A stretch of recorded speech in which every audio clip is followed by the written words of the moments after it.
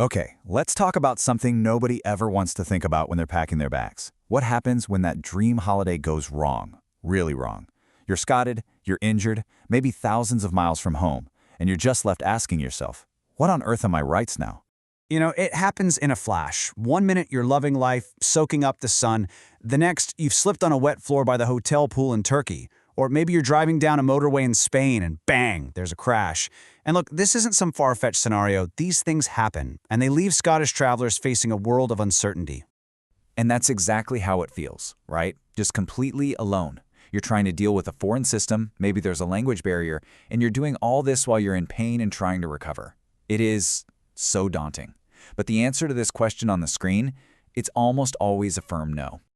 When you do get to speak to a solicitor back home in Scotland, their very first question probably isn't going to be, "So, where were you?" or "How bad is the injury?" Nope, it's going to be something else entirely. A question that literally determines the entire path your claim is about to take. And here it is. This is the big one.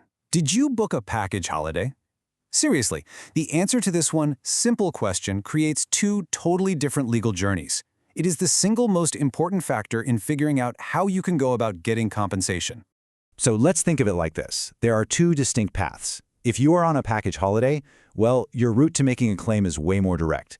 If you booked everything yourself, independently, it gets a bit more complex. Not impossible, just more complex. So let's start with the good news. Path A, the package holiday route. Right. So if your flights and your hotel were all sold together as one bundle by a UK-based company, you, my friend, are in a much, much stronger position. This path essentially brings the whole legal fight right back home to Scotland. And this right here is your legal shield, the Package Travel Regulations of 2018. This law is absolutely crucial. Why? Because it makes the UK tour operator, the company that sold you the holiday, responsible for all the services they provided abroad. Everything from the hotel to the airport transfer. And this just shows you how powerful that is. The accident happens overseas, sure, but because of those regulations, you get to sue the UK company, and your case is heard in a Scottish court under the Scottish legal rules you'd expect. It's a direct legal line straight back home. So what this really means is, all that stress, all that anxiety about having to deal with a foreign system, it just evaporates. Your claim is against a UK company. It doesn't matter if it was the hotel's fault or the bus driver's fault. Legally, the UK tour operator is the one on the hook. Okay, but what if you're on Path B? You booked your flight directly with the airline, your hotel separately, and now you're injured. Well, this is where things do get a bit more complicated. But again, it doesn't mean you're out of options.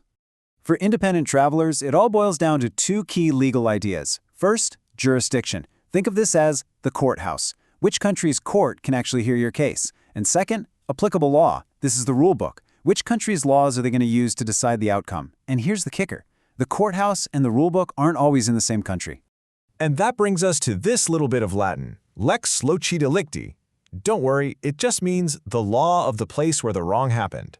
So in practice, this could mean a Scottish court agrees to hear your case, but it might have to apply Spanish law to decide on an accident that happened in Spain. See? Complicated. But there are systems in place to help untangle this. A great example is if you have a road traffic accident in the EU. There's a directive that makes sure the foreign driver's insurance company has to appoint a UK representative. This means you or your lawyer can deal with someone right here in the UK in English, which, believe me, makes a massive difference. Okay, so we've looked at the two different legal paths, but here's the thing. It doesn't matter which path you end up on. What you do in those first few minutes and hours right after an accident is absolutely critical for any future claim you might make. So let's get really practical. The strength of your legal case down the road, it could depend entirely on the evidence you gather right now. So think of these next steps as your universal must-do action plan. This checklist is your best friend. First things first, your health and the paperwork. Get medical attention and keep every single record.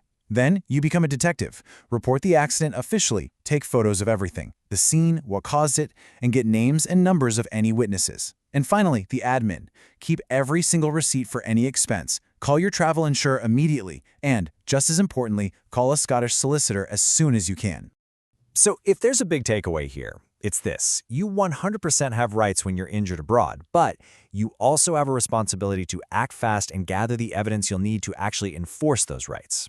And acting fast isn't just about collecting evidence. You are on the clock. Now in Scotland, you generally have 3 years to make a personal injury claim. But, and this is a huge but, the time limit in the country where you were injured could be much, much shorter. Sometimes it's only a year. This is exactly why you cannot afford to wait around before getting legal advice. But if there is one thing you remember from all of this, let it be this. It can feel like you've fallen into a legal black hole, but you haven't. Whether it's through those powerful package holiday regulations or other international agreements, there are clear legal routes to get you the compensation you deserve. So next time you're planning a trip, just remember this. Being prepared isn't about being scared, it's about being empowered. Knowing your basic rights is just as important as packing your passport. Travel safe.